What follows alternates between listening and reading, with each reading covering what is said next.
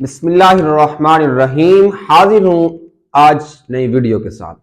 ہم بات کریں گے کہ سجدہ صاف کرنے سے نماز کب ہو جاتی ہے اور کب نہیں۔